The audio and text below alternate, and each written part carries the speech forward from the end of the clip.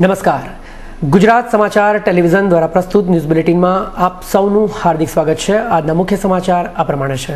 આખરે કર્ણાટકના મુખ્યમંત્રી યેદુરપ્પા આવતીકાલે રાજીનામું આપવા તૈયાર। સોમવારથી શરૂ થશે સંસદનું ચોમાસું સત્ર। લોકપાલ તેમજ કૌભાંડોને મુદ્દે સત્ર બનશે તોફાની। જમીન સંપાદનના કાયદામાં મહત્વના સુધારા। શહેરી વિસ્તારમાં બમણું અને ગ્રામીણ વિસ્તારમાં 6 ગણું વળતર। અને શ્રાવણ મહિનાના પવિત્ર દિવસોથી જ શાહીબાગ ખાતે આજે 8 થી 10 ગાયોનું પકડાયેલું ગૌમાંસ। માલધારી સમાજમાં આક્રોશ। અને હવે જોઈએ સમાચાર વિગતવાર। ખાણકામ ગોટાળામાં ફસાયેલા કર્ણાટકના મુખ્યમંત્રી BS યેદુરપ્પાને પોતાનો વારસદાર પસંદ કરવાની પરવાનગી આપવામાં નથી આવી, તો બીજી તરફ પાર્ટીએ વગર કોઈ શરતે આખરે આ રાજકીય વિવાદની વચ્ચે યેદુરપ્પાએ નરમ વલણ દાખવતા આવતીકાલે મુખ્યમંત્રી પદ પરથી રાજીનામું આપવા તૈયાર થયા છે। નોંધનીય છે કે ભારતીય જનતા પક્ષના કેન્દ્રીય નેતાઓ અરુણ જેટલી અને રાજનાથસિંહની વચ્ચે મુલાકાત થઈ હતી। સંસદના ચોમાસા સત્રનો તારીખ 1 ઓગસ્ટ અને સોમવારથી પ્રારંભ થશે। સળંગ 39 દિવસ સુધી ચાલનારા આ સત્ર દરમિયાન મુખ્યત્વે લોકપાલ બિલ ખરડો, 2G સ્પેક્ટ્રમ કૌભાંડ, કોમનવેલ્થ કૌભાંડ અને બાબા રામદેવ તથા મોંઘવારી જેવા મુદ્દાઓ ચર્ચવામાં આવશે। આ સત્ર દરમિયાન વિરોધ પક્ષે સરકારને ઘેરવાની પૂરેપૂરી તૈયારી કરી લીધી છે અને તેથી આ સત્ર તોફાની બની રહેશે। 39 દિવસ ચાલનારા આ સત્રમાં કુલ 26 બેઠકો મળશે તથા વિરોધ પક્ષની સાથે બેઠક કરી મહત્વના ખરડાઓ પાસ કરવાનો સહકાર માંગવામાં આવશે। જમીન સંપાદન અને પુનઃ વસવાટના મુસદ્દા પ્રમાણે ઔદ્યોગિકરણ અને શહેરીકરણની પ્રક્રિયામાં જમીન માલિકોને વધારે હિસ્સો મળશે। ખરડાના ડ્રાફ્ટ પ્રમાણે જમીન માલિકોને ઉદાર વળતર અને પેકેજ મળશે, જેમાં 1 વર્ષ સુધી પરિવાર દીઠ દર મહિને ₹3000 ઉપરાંત 20 વર્ષ સુધી પરિવાર દીઠ ₹2000ની એન્યુઇટી, 10 વર્ષ સુધી જમીનના દરેક સોદામાં વધેલા મૂલ્યના 20% અને ફરજિયાત રોજગારનો સમાવેશ થાય છે। તથા આ ડ્રાફ્ટમાં એવી દરખાસ્ત કરવામાં આવી છે કે કોઈએ આ પ્રોજેક્ટ માટે જમીન મેળવતી વખતે 80% લોકોની મંજૂરી મેળવવી પડશે અને તમામ માલિકોને સમાન વળતરનો કાયદો લાગુ થશે। આનો મુખ્ય હેતુ એક જ છે કે પુનઃ વસવાટને લગતી અનીતિ દૂર કરવાનો પ્રયાસ કરવામાં આવ્યો છે। असंगठित कामदारों चळवळनी दिशामाना विषय पर एक सम्मेलन आज शनिवारना रोज गुजरात विद्यापीठ खाते योजवामां आव्युं हतुं। समग्र कच्छमां मजूरी करता कामदारों, खेतमजूर कामदारों सलामती, स्वाश्रयी महिला वगैरह विषयों पर आ सम्मेलन में चर्चा विचारणा करवामां आवी हती।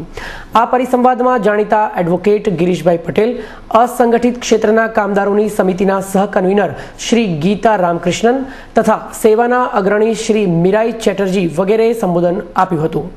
कुल कामदारों 2.5 करोड़ है। आवा असंगठित कामदारों 43.43 करोड़ है और असंगठित कामदारों 2 करोड़ है। गुजरात में 2 करोड़ असंगठित कामदारों माटेनी आ लड़त है। एनी अंदर बधा ट्रेड यूनियनो जे आवे छे, ट्रेड यूनियनना प्रतिनिधिओ आवेला छे, NGO पण बधा आवेला छे। ए बधा भेगा थईने शुं मागणी आ कायदाने आधारे 2008ना कायदा प्रमाणे करी शकीए एनी चर्चा विचारणा करीने ड्राफ्ट गुजरात सरकार समक्ष रजू करीशुं।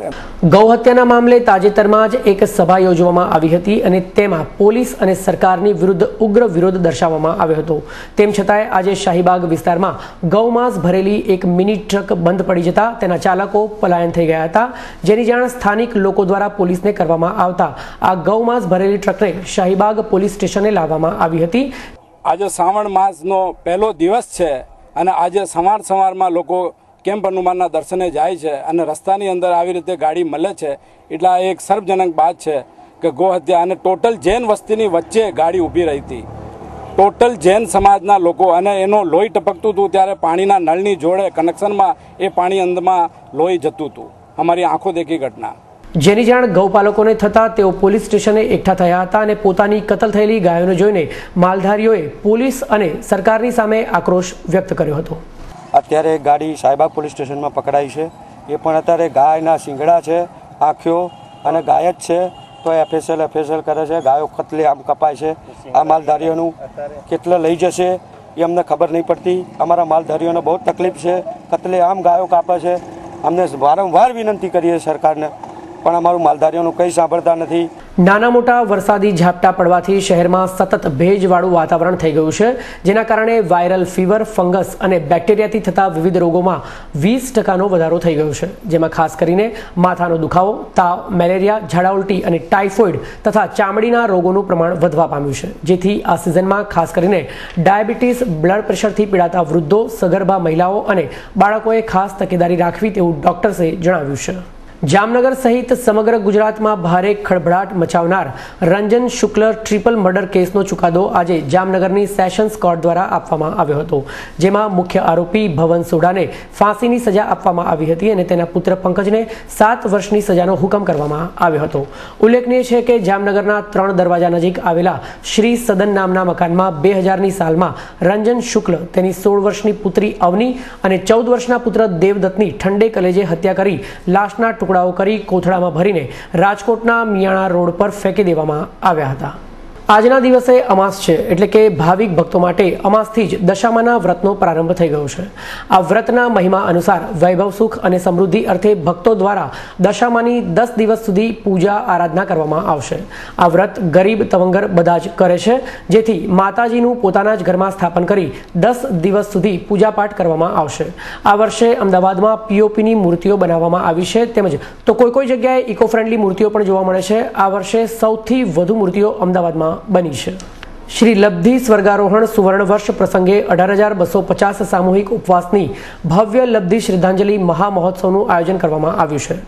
આયોજકોએ જણાવ્યું હતું કે પૂજ્ય લબ્ધિ સુરીશ્વરજી મહારાજ સાહેબની 50મી પુણ્યતિથિના અનુસંધાનમાં 18,250 ઉપવાસ, આરાધના તેમજ 1825 જીન મંદિરમાં અંગ રચનાનો કાર્યક્રમ રચીને મહારાજ સાહેબને ભવ્ય શ્રદ્ધાંજલિ આપવામાં આવશે અને આ આખાય મહિનાનો કાર્યક્રમ પૂજ્ય રાજયશ સુરીશ્વરજી મહારાજની નિશ્રામાં યોજવામાં આવશે.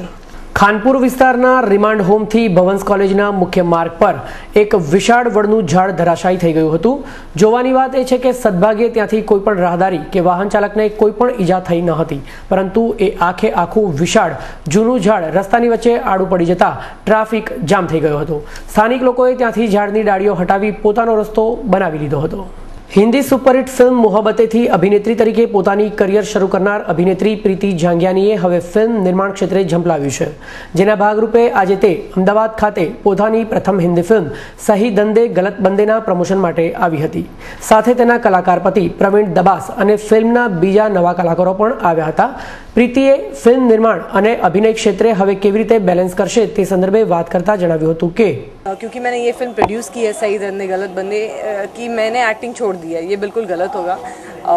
मैं एज एन एक्ट्रेस और एज अ प्रोड्यूसर दोनों को बैलेंस करना चाहूँगी और चाहूँगी कि दोनों का इक्वल बैलेंस हो.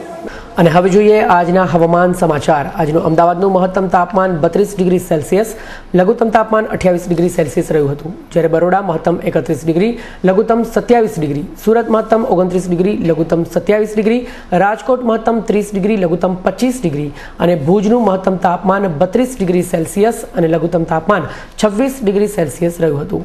તો આ હતું ગુજરાત સમાચાર ટેલિવિઝન દ્વારા પ્રસ્તુત ન્યૂઝ બુલેટિન. આવતીકાલે ફરીથી મળીશું આ જ સમયે આ ચેનલ પર. ત્યાં સુધી રજા આપશો. નમસ્કાર.